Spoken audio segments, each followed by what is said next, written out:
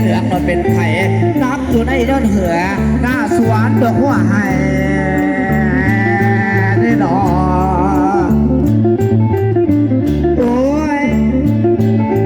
หนอขั้นว่าปลูกและผลละไม่ได้หันดอกซองเป็นคนตาไป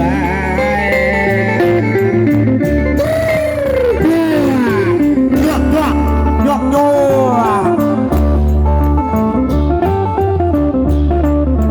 โอ้ยมาเด้โอ้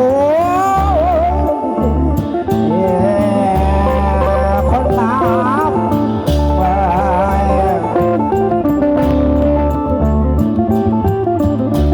ไอ้นี่แน่เพชรหนาดอกคือหน้าบนเสาไปได้ดอกเขายัดดับเข้าไปมาหน้าเหือแต่โดนตา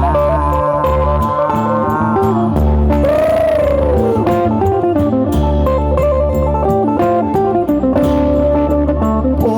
ยน้องโอ้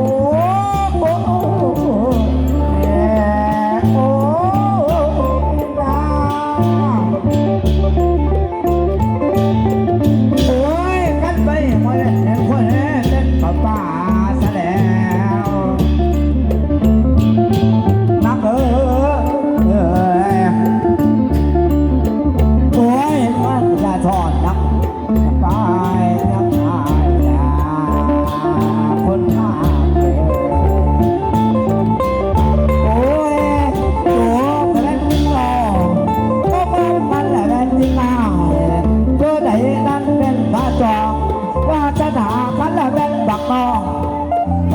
ปักไก่สิตายแล้วเป็นจังไหนเว้ยนั่นละดาบคนงามดอกนาจุกคนละแดนจิงบอก็มอบคนละจิงบอเอาผู้ไหนบ้าได้สิบองที่กลุ่มก็ละแดนจกโกยิ่งเป็นกลุ่มก็ละแดนจกโกเศร้าดี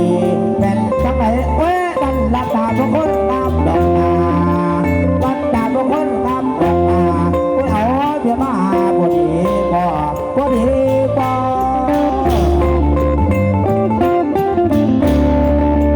โอ้ยน้องโอ้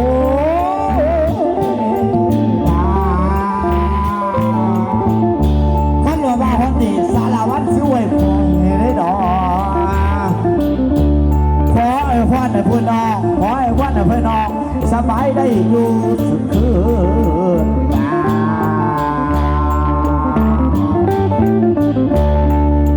โอ้ย